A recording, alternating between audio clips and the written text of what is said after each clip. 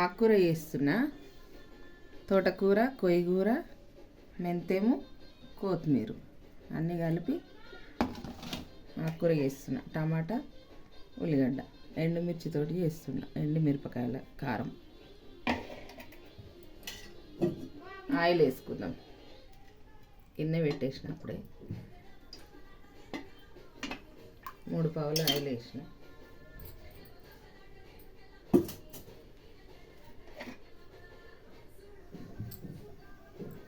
వేడయింది.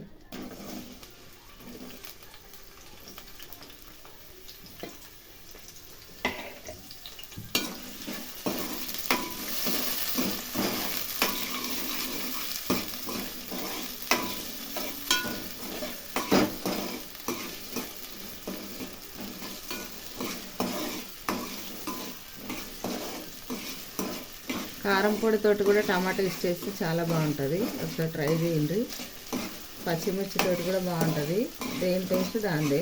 పచ్చిమిర్చి అయితే ఎల్లిపాయలు కూడా వేస్తాను నేను. అలా ఎల్లిపాయలు కూడా కొంచెం కచ్చపిచ్చ దంచి వేసేస్తా. ఉల్లిగడ్డ వేగిన తర్వాత వేస్తుంది. పసుపు వేస్తున్నా. ఒకసారి కలుపుకుందాం.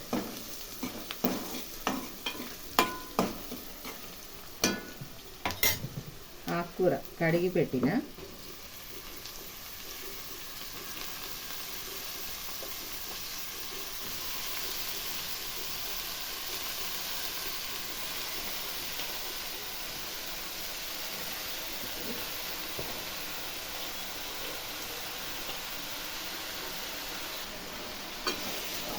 ఆకుకూర వేసిన కొంచెం మంచిగా మగ్గాలి.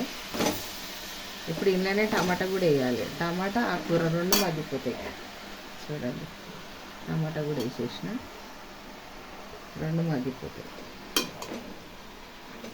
మూత పెట్టేసుకుందాం. ఇంకా మూత పెట్టేసి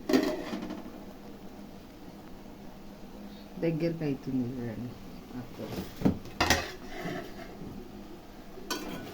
ఈ టమాటా, ఆకుకూర వేసి పెడితే అలా నీళ్ళు ఊరుతాయి. కూర కూడా తొందరగా అవుతుంది. ఆకుకూర అయిన తర్వాత మళ్ళీ టమాటా వేయడం అట్లా వద్దు. ఫస్ట్ ఇట్లా వేసుకోవాలి. వేసుకుంటే మంచిగా అవుతుంది. ఇప్పుడు ఉప్పు, కారం వేసేద్దాం.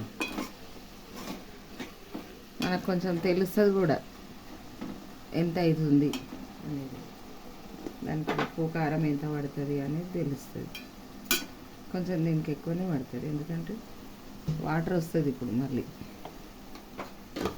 సాల్ట్ వేసినామంటే వాటర్ వచ్చేస్తాయి.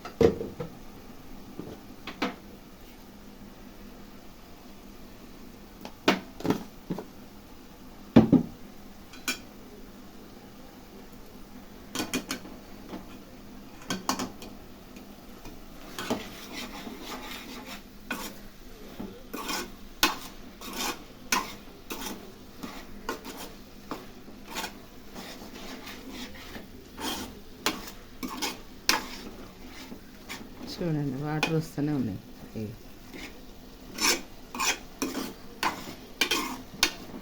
ఎన్ని వాటర్ వచ్చినాయి చూడండి. మనం వేసి ఉప్పు కారం వేసి కలిపితేనే ఇంత వాటర్ వచ్చింది. కానీ ఇది కొంచెం వాటరే ఉంటుంది. మొత్తం వెనుకబెట్టొద్దు. కొంచెం వాటర్ ఉంటేనే మంచిగా. ఎందుకంటే దాంట్లో విటమిన్స్ కూడా బాగుంటాయి. ఆకుకూరలో ఉంటాయి కదా, మంచిగా ఉంటుంది. ఓకేనా? ఒక 5 నిమిషాలు మూత పెట్టుకుందాం.